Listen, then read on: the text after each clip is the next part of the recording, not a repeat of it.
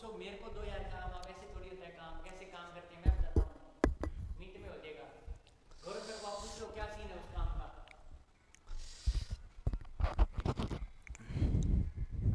हाँ जी, स्वागत है आप सभी का आपके अपने YouTube चैनल प्लेटफॉर्म पे, ब्रदर्स एजुकेशन अप पे। तो जल्दी से जो भी चैनल के ऊपर नए जुड़े, जल्दी से पहले तो एक काम करो, जल्दी से बटन को लाइक करो। जो भी अपना चैनल है सबसे पहले तो उसको लाइक करो और घंटी वाला बटन भी दबा दो। चैनल को लाइक करो, सब्सक्राइब करो और साथ में घंटी वाला बेल आइकन बटन भी दबा देना। ठीक है, और एक अच्छा सा प्यारा सा कमेंट भी कर देना। अगर वीडियो अच्छी लगे तो ही करना, वरना कोई आपके पास बंडल नहीं है भी वीडियो लाइक करके ही जाना। अगर आपकी आत्मा माने, अगर आपकी आत्मा बोले भी हाँ लाइक करना चाहिए, इतनी मेहनत करते हैं, दिन रात एक कर देते हैं, लाइक करने के काबिल है तो काबिल हूँ, लगे तो कर देना। अगर लगे गालियाँ निकालने के काबिल है तो गालियाँ ही निकाल देना, कुछ तो कर देना। इस साइड ना तो इस साइड ही सही, हारना तो जीत ही सही और जीतना तो हार अपने आप ही है। ठीक है, कोई बात नहीं, लेकिन नहीं, वो बात है, कछुए और खरगोश की कहानी सुनी होगी आपने, बहुत अच्छे से सुनी होगी। बताना भी नहीं चाहता मैं क्योंकि आपको बहुत अच्छे से पता। अपने को निरंतर चलना पड़ेगा, चाहे बेसिक थोड़ा थोड़ा ही चले। मैं ये नहीं बोलता रोजाना आपको 20 घंटे पढ़ना है, ये नहीं बोलता आपको 15 घंटे पढ़ना है। मैं कहता हूं रोजाना निरंतर पढ़ना है। रोजाना चाहे 2 मिनट पढ़ो, आधे घंटे पढ़ो, 1 घंटे पढ़ो, 2 घंटे पढ़ो, निरंतर पढ़ो, निरंतर पढ़ो। मान के चलना आज मेरे को प्यास है, मैंने 1 बाल्टी पानी पी लिया, खूब पानी पी लिया, बुरी हालत हो जाएगी। वो पानी आज ही काम आएगा, कल फिर आगे 3-4 हफ्तों तक काम नहीं आएगा। मैं खुद बीमार पड़ जाऊंगा इतना ज्यादा पानी पीने से, बहुत ज्यादा पानी पी लिए तो। लेकिन रोजाना अपने को निरंतर चाहे 2-2 गिलास पानी पियो, निरंतर पियो, वो अपने को काम आएगा। तो अपने को निरंतर पढ़ना है, निरंतर चलना है, कोई बेसिक बंडल नहीं लेके चलना, बहुत अच्छे से सिलेबस को कवर करना है। और आपको एक अच्छी सी बात भी बताऊंगा, आगे चलना निरंतर, आगे बताऊंगा बहुत अच्छी सी। लास्ट में आप मेरे साथ जुड़े रहना, आपको 5 या 10 मिनट के बाद एक बहुत बेहतरीन क्लास बताऊँ इससे आपको क्या फायदा होने वाला है। इसी सिलेबस से जो आपको हाईकोर्ट चौकीदार का मिला हुआ है, इसी सिलेबस से आपको और क्या फायदा होने वाला है, डबल फायदा होने वाला आपको। बेहतरीन बात, जो अपने यही पढ़ रहे इसी से फायदा, इतनी अच्छी वैकेंसी आई है, बहुत अच्छी वैकेंसी आई हुई है, इसी से डबल फायदा। सारा का सारा यही उसके अंदर है, जिन्होंने ये कोर्स ले रखा है उसके अंदर ये भी निकला वो भी निकला, दोनों के दोनों फायदे। बस जुड़े रहना, बहुत अच्छी सी वैकेंसी बताऊं, उसके फॉर्म फिलहाल स्टार्ट हो गए, आपको बताता हूं मैं, आगे चलना। सबसे पहले प्रश्न की ओर। भारतीय संविधान सभा की संघीय शक्ति समिति के अध्यक्ष कौन थे? भारतीय संविधान सभा की संघीय शक्ति समिति के अध्यक्ष कौन थे? जब मैं आपको संविधान सभा करवाता हूं तो मैंने आपको 4 प्रकार की याद करवाता हूं, 4 प्रकार के आपको संविधान सभा में याद करवाता हूं, 4 प्रकार के आपको याद करवाता हूं। कौन कौन से याद करवाता हूं तो सुनना।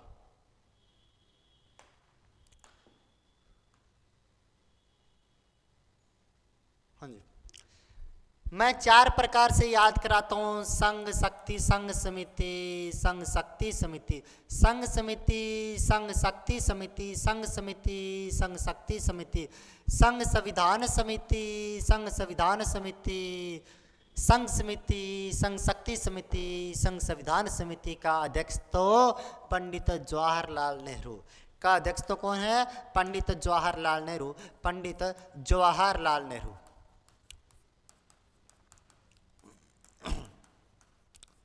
तो कौन होगा? Pandit Jawaharlal Nehru. D number option बिल्कुल सही होगा। संघ समिति, संघ संविधान समिति, संघ राज्य समिति। आगे चलते हैं दूसरे प्रश्न की ओर।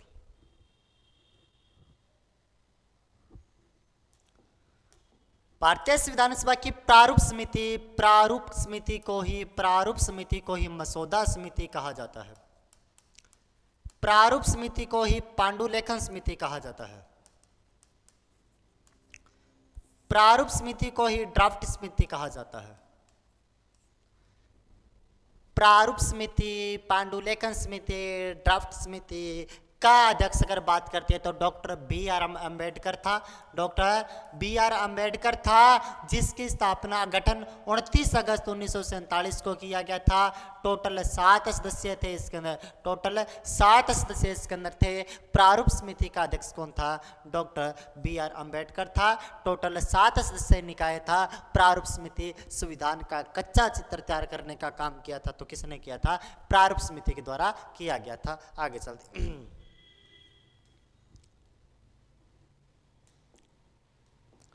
भारतीय संविधान सभा में महिला सदस्य संख्या की संख्या कितनी थी? भारतीय संविधान सभा में महिला सदस्य संख्या की संख्या 384, तो सॉरी सुनना गलती से बता दिया, महिलाओं की सदस्य संख्या 15 महिलाएं थी। 15 में से सिर्फ 8 महिलाओं ने संविधान के ऊपर हस्ताक्षर किए थे। 15 महिलाएं थी, 15 में से 8 महिलाओं ने संविधान के ऊपर हस्ताक्षर किए।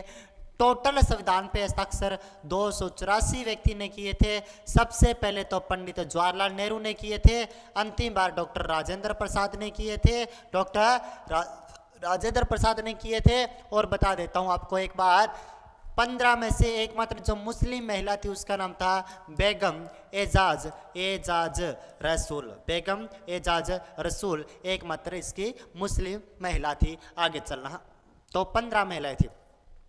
जुड़े रहना, आपको वो डबल फायदे वाली बात बता के जाऊंगा यहीं पे आपको। अच्छा यहीं पे बता देता हूं, ठीक है। यहां पे सुनना, सेंट्रल लेवल की भर्ती आई हो एसएससी सेंट्रल लेवल की बहुत अच्छी वैकेंसीज मानता हूं मैं। एसएससी को बहुत अच्छी वैकेंसीज मानता हूं मैं। एसएससी का एक बहुत अच्छा रूटीन होता है, क्योंकि सेंट्रल लेवल की भर्ती है, प्रत्येक साल में इसका कैलेंडर जारी हो जाता है। देखो इतनी तारीख को फॉर्म आएगा, इतनी को भरा जाएगा, इतनी को पेपर, इतनी को रिजल्ट, इतनी को ज्वाइनिंग, पूरा सिस्टम खत्म एक साल के अंदर। एक साल में पहले कैलेंडर जारी हो जाता है, ये वैकेंसी होगी, इतनी तारीख को होगी, इतनी तारीख को भरी जाएगी, इतनी को पेपर होगा, इतनी को रिजल्ट, इसको ज्वाइनिंग। कमाल हो गया, इतनी जल्दी भर्तियां निकलती है एसएससी के। इसी एसएससी की एमटीएस की भर्ती आई हुई है, एमटीएस 10th प्लस लेवल के ऊपर। 10th लेवल के ऊपर एमटीएस की भर्ती आई हुई है एसएससी के अंदर। वो भी कितनी? 10,000 plus post. 10,000 plus post MTS की भर्ती हुई। सेम का सेम यही जीके जो अपने पढ़ रहे हैं, सेम का सेम यही जीके जो अपने पढ़ रहे हैं, सेम का सेम वही जो आपको यहाँ पे पूरे कोर्स के अंदर मिलेगा। पंजाब हाईकोर्ट के हरियाणा में जो कोर्स का मिल रहा है उसके अंदर से, क्योंकि जो पंजाब हरियाणा हाईकोर्ट का है उसके अंदर राज्य से कोई मतलब नहीं है, पंजाब हरियाणा से उनको, वो सेंट्रल लेवल का पूछ रहा है। सेम वही जीके, सेम यही स्टैटिक जीके उसके अंदर आएगा। जिन्होंने हमारा कोर्स ले रखा, आपको आगे बताऊंगा कैसे कोर्स परचेस किया करना और कहाँ से मिलेगा आपको। कोर्स ले रखा है उसके लिए डबल फायदा, सेम यही जीके उसके अंदर, सेम यही पर्सन उसके अंदर आएंगे, सेम यही का आएगा, सेम का सेम एक भी बार नहीं होगा, उतना ही जीके आएगा। एसएससी एमटीएस के अंदर बहुत अच्छा फोर्स है, 25 नंबर का जीके बहुत अच्छा फोर्स, सेम यही का यही, डबल फायदा है आपको। बहुत अच्छी वैकेंसी है जो एसएससी इसके चौकीदार की वैकेंसी है, सेम वही डिटो वैकेंसी है। SSC MTS same ditto vacancy वही है। तो आपको मैं बताऊंगा कहां से, और इसके फिलहाल फॉर्म स्टार्ट हो गए, फिलहाल फॉर्म स्टार्ट हो गए। इसके सर्वर डाउन है तो फॉर्म को आज ही फिल कर दो, आज या तो फिर कल फिल कर दो, अब तो रात होगी, कल फॉर्म को फिल कर दो। बहुत अच्छी वैकेंसी है, सर्वर अभी इसका डाउन है तो कभी भी बंद हो सकती है, सेम यही है। तो अपना डबल फायदा, जब एक बार तैयारी को लग गए तो क्या रुकना क्या, क्या थकना क्या, जब तक मंजिल ना मिले तब तक क्या रुकना क्या। एक बार तारी लग गए, तैयारी को लग गए तो फॉर्म भरते चलो, जब तक ना लगो तब तक रुको मत, क्योंकि तैयारी एक बार 15 दिन की छुट्टी पे चले गए तो क्या होगा, 15 दिन की छुट्टी पे जाए वापस वो रूटीन नहीं बन पाएगा आपका। जब तक मंजिल ना मिले तब तक रुको मत। जो फार्म आ रहा है, जो जीके, ये सेम जीके वाला है तो भर दो, दूसरा कोई है तो भर दो, जब तक लगो ना तब तक रुकना नहीं है अपने को, सेम यही वहां पे आएगा। तो ये एमटीएस का फॉर्म भर देना, एमटीएस का फॉर्म भर देना, एमटीएस का आपको टेंशन सर इसका सिलेबस, और आप फिक्र मत करना, ये ब्रदर्स एजुकेशन आपके साथ में, आप फॉर्म भरो और बाकी हम पे छोड़ देना। फॉर्म भरो, बाकी हम पे छोड़ देना, हम जाने हमारा काम जाने, फिक्र मत करना आप। आगे चलते हैं, आपको बताऊंगा इसका हाईकोर्ट चौकीदार एमटीएस का कोर्स आपको अलग से परचेस मिलेगा, बिल्कुल फिक्र नहीं। हाँ डिटो ये भी उसके अंदर आएगा, ऐसे बताओ, ये नहीं कह रहे भी सेम यही सिलेबस उसके अंदर है, सेम जो अपने इसमें कर रहे हैं सेम वो तो है ही है, इसके अलावा थोड़ा सा अलग हो रहा है, उसका कोर्स अलग से परचेस करना होगा आपको, अलग से मिलेगा, इसका अलग से है, तो सेम ये उसके अंदर भी है। तो वो भी फॉर्म जाने मत दो आज से, एमटीएस का 10th प्लस पे 10,000 प्लस भर्तियां, बहुत जल्दी फॉर्म इसकी भर्तियां होने वाली है, तो इसको भी जाने मत देना। आगे चलते हैं इसको प्रश्न को। संविधान निर्मात्री सभा में झंडा समिति का तो 4 समितियां, नियम समिति, संचालन समिति, नियम समिति, संचालन समिति, झंडा समिति, रियासत समिति, नियम समिति, संचालन समिति, झंडा समिति, रियासत समिति, सभी समितियों का अध्यक्ष डॉक्टर राजेंद्र प्रसाद था, डॉक्टर राजेंद्र प्रसाद था। बी नंबर, आगे चलते। भारतीय संविधान में 9वीं अनुसूची परिवर्तित हुई थी, कब परिवर्तन किया गया, यानी कि भारतीय संविधान में टोटल कितनी अनुसूचियां थी, भारतीय संविधान में टोटल जब बनी थी तो उसी समय कितनी अनुसूचियां, 8 अनुसूचियां थी, वर्तमान में 12 अनुसूचियां हैं, जिसके अंदर अगर मैं बात करता हूं तो 8 के अंदर तो भाषा थी, 8 में भाषा है, 9 में भूमि दल बदल भूमि से संबंधित है, 10 में दल बदल कानून है, 11 में पंचायत समिति से संबंधित है, 12 में नगर पालिका से संबंधित है, 9वीं की बात करते हैं तो पहले संविधान संशोधन के द्वारा जोड़ी गई थी, 10वीं की बात करते हैं तो 52वें संविधान संशोधन के द्वारा जोड़ी गई, 11वीं की बात करते हैं 73वें संविधान संशोधन और 12वीं 74वें संविधान संशोधन के द्वारा जो यही पूछ रहे 9वीं कब जोड़ी गई थी, तो प्रथम संशोधन के द्वारा जोड़ी गई, जो 1956 में होता है, प्रथम संविधान संशोधन के द्वारा जोड़ी गई थी।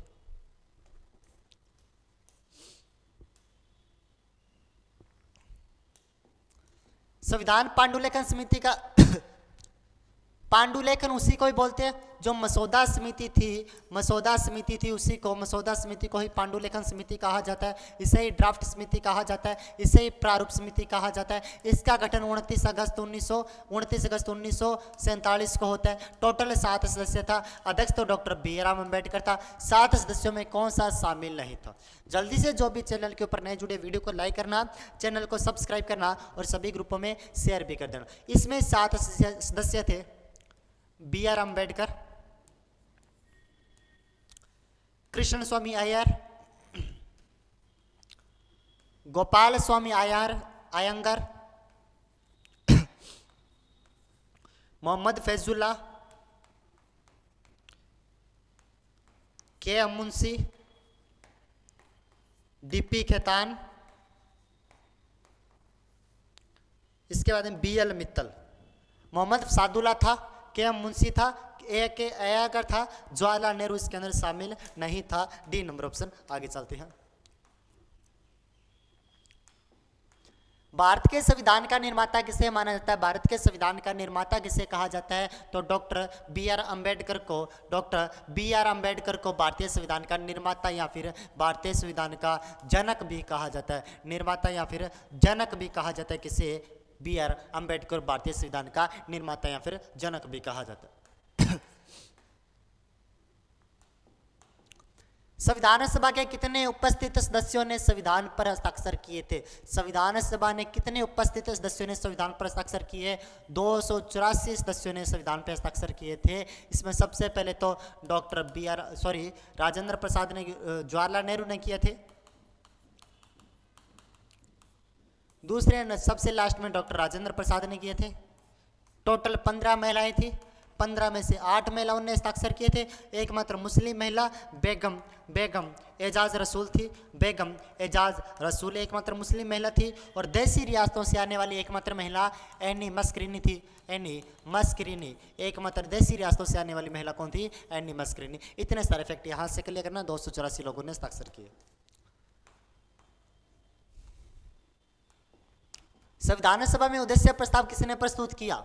संविधान सभा में उद्देश्य प्रस्ताव किसने प्रस्तुत किया था? तो आपको बता देता हूं। जो भी चैनल के ऊपर नए जुड़े, वीडियो को जल्दी से लाइक करना, चैनल को सब्सक्राइब करना और सभी ग्रुपों में शेयर भी वीडियो को कर देना, ठीक है। संविधान सभा में उद्देश्य प्रस्ताव किसने प्रस्तुत किया? उद्देश्य प्रस्ताव की बात करता हूं तो संविधान सभा की तीसरी बैठक होती है 13 दिसंबर 1940 को। 13 दिसंबर 1940 को तीसरी बैठक होती है। इस तीसरी बैठक में पंडित जवाहरलाल नेहरू ने संविधान सभा में कुछ अपने उद्देश्य प्रस्ताव रखे। उसी को उद्देश्य प्रस्ताव को संविधान सभा के द्वारा 22 जनवरी 1947 को मान लिए गए। 22 जनवरी 1947 को मान लिए जाते हैं और इसी को भारतीय संविधान की प्रस्तावना कहा जाता है। तो पूछा गया प्रश्न है, उद्देश्य प्रस्ताव किसने प्रस्तुत किए? पंडित जवाहरलाल नेहरू ने किए। 13 दिसंबर को किए, 22 जनवरी को मान लिए गए थे। तो Pandit Jawaharlal Nehru, B number option बिल्कुल सही। हाँ जी। अब कोई पूछ रहा है भी सर कोर्स कहाँ से परचेज करें? कोर्स की बात बता देता हूँ। प्ले स्टोर पे जाना, टेस्ट माफिया एप्लीकेशन डाउनलोड करना। टेस्ट माफिया या फिर डिस्क्रिप्शन में आपको लिंक मिल जाएगा। टेस्ट माफिया एप्लीकेशन डाउनलोड करना। वहाँ हाईकोर्ट अपनी आईडी वगैरह बना लेना। वहाँ पे हाईकोर्ट चौकीदार का पूरा रिकॉर्डेड कोर्सेज पड़ा हुआ है सिर्फ 899 में। रिकॉर्ड कोर्स के साथ में वहाँ पे लाइव क्लासेस भी फ्री दिया जा रहा है और पैनल पीडीएफ भी फ्री दिया जा रहा है। रिकॉर्ड कोर्स, लाइव क्लास से पैनल पीडीएफ सिर्फ 899 में। अगर आपको स्टडी मटेरियल मंगवाना तो 799 में 5 बुक्स, हाईकोर्ट चौकीदार की 5 बुक्स आपको घर बैठे होम डिलीवरी करवा देंगे। 5 बुक्स। और आपको मंगवाना हो तो हमारी टेक्निकल टीम से बात कर लेना। 7597500075 पे हमारी टेक्निकल टीम से बात कर लेना। किसी भी प्रकार की अगर एप्लीकेशन में दिक्कत हो या फिर एड्रेस देना हो मंगवाने के लिए 7597500075 पे कॉल करके आप यहाँ से परचेज कर सकते हो। आगे चलते हैं। दल बदल के आधार पर निर्वाचित सदस्यों की अयोग्यता संबंधी दल बदल से संबंधित अनुसूची तो कौन सी है? 10वीं अनुसूची। 9वीं तो भूमि से संबंधित है, भूमि कानून। 8वीं तो भाषा से संबंधित है और 11वीं तो पंचायत से संबंधित है। कहाँ से? पंचायतों से। और 10वीं की बात करता हूँ, ये 52वां संविधान संशोधन 1985 के द्वारा इसे संविधान में जोड़ा गया था। 10वीं तो दल बदल 10वीं, दल बदल से 10वीं, दल बदल से 10वीं याद, दल बदल से 10वीं याद रखना।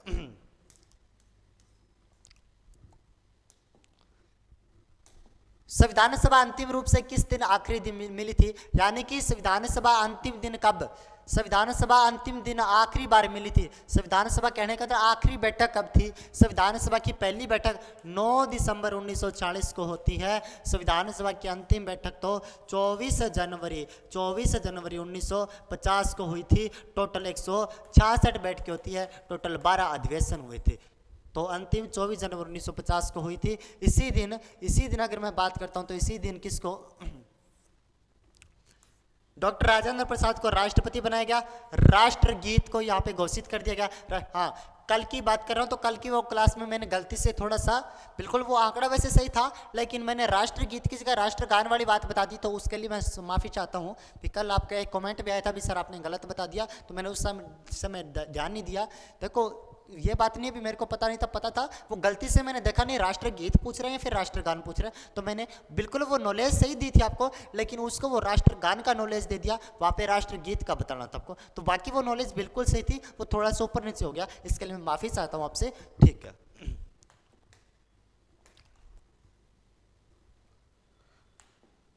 संविधान सभा द्वारा अंतिम रूप से पारित संविधान में कुल कितने अनुच्छेद और अनुसूचियां थी? टोटल 395 अनुच्छेद व 8 अनुसूचियां थी। 395 अनुच्छेद, 8 अनुसूचियां और 22 भाग थे। वर्तमान में 465 अनुच्छेद, 12 अनुसूचियां और 25 भाग है। ये पता होना चाहिए आपको। आगे चलते हैं। संविधान सभा के प्रारूप मसौदा समिति में सदस्यों की संख्या कितनी? 7 थी। अभी बता के आया हूं, डॉक्टर BR अम्बेडकर इसका अध्यक्ष था। 29 अगस्त 1950 को इसकी 1947 को इसके गठन होता है। ये आपको बता के आया हूं। अभी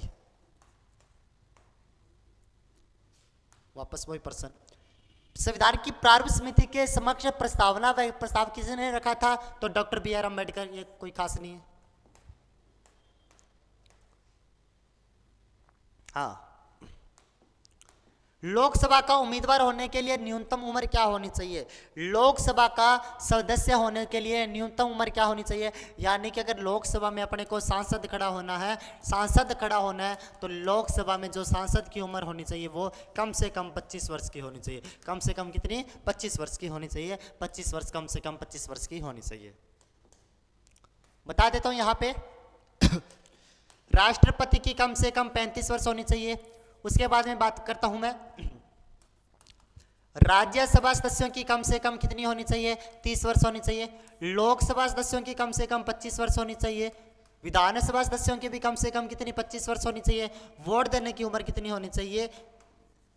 18 वर्ष होनी चाहिए।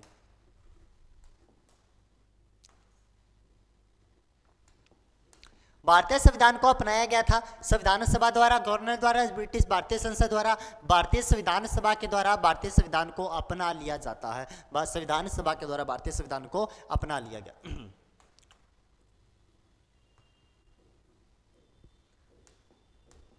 संपूर्ण भारतीय संविधान के निर्माण में संविधान सभा को कितना समय लगा? 2 वर्ष 11 माह 18 दिन का समय लगा था। 2 वर्ष 11 माह और 18 दिन का समय संविधान सभा को पूरे को तैयार करने में लगा था। 2 वर्ष 11 माह और 18 दिन का समय लगा था। आगे चलते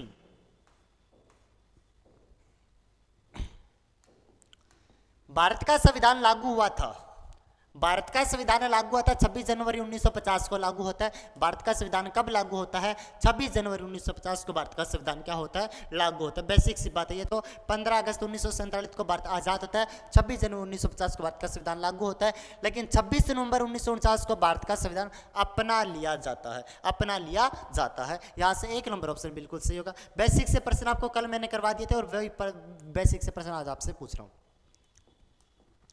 निम्नलिखित में से कौन प्रारूप समिति का सदस्य नहीं था? तो सादुल्ला था, के मुंशी था, गोपाल स्वामी अयंगर था, जवाहरलाल नेहरू इसका सदस्य नहीं था। इसका अध्यक्ष तो डॉक्टर बी आर अम्बेडकर था। 29 अगस्त को इसकी स्थापना होती है। टोटल 7 सदस्य थे। ये बेसिक से नॉलेज बहुत ही इंपॉर्टेंट है, पता होना चाहिए आपको। आगे चलते हैं, बार बार इसीलिए बता रहा हूं मैं। राष्ट्रपति को रिक्त स्थान को लिया जाता है। राष्ट्रपति का रिक्त स्थान भर लिया जाता है, यानी कि राष्ट्रपति का अगर पद समाप्त हो जाते तो कम से कम 1 महीने में, 3 महीने में, 14 दिन में, 6 महीनों में राष्ट्रपति का रिक्त स्थान भर लिया जाता है। राष्ट्रपति का पद कभी खाली नहीं छोड़ा जाता। राष्ट्रपति के नए चुनाव 6 माहों में करवाने पड़ते हैं। ये कोई राष्ट्रपति है, ये कोई राष्ट्रपति है मान के चला। राष्ट्रपति अपने पद से उतर जाता है तो इसका पद होता है वो उपराष्ट्रपति संभाल लेता है। उपराष्ट्रपति संभाल लेता है। इसका पद को खाली नहीं छोड़ सकते। इसे कार्यकारी राष्ट्रपति कह सकते हैं, अतिरिक्त राष्ट्रपति कह सकते हैं। लेकिन राष्ट्रपति के जो नए चुनाव है वो 6 माह में करवाने होते हैं। कम से कम यह अनुच्छेद 62 में लिखा गया, राष्ट्रपति के चुनाव कम से कम 6 माह में करवाने होते हैं। तो 6 माह के अंदर उसको राष्ट्रपति के पद को आपको भरना होता है। ये आपके यहाँ तक प्रश्न थे। तो आपको पॉलिटिकल के प्रश्न कैसे लगे? अपने रोजाना इसी कड़े के अंदर प्रश्न लाते रहेंगे। और आपको अगर वीडियो अच्छी लगे तो जल्दी से लाइक करना, चैनल को सब्सक्राइब करना और सभी ग्रुपों में शेयर भी कर देना। मिलते हैं अपने नेक्स्ट क्लास में। धन्यवाद।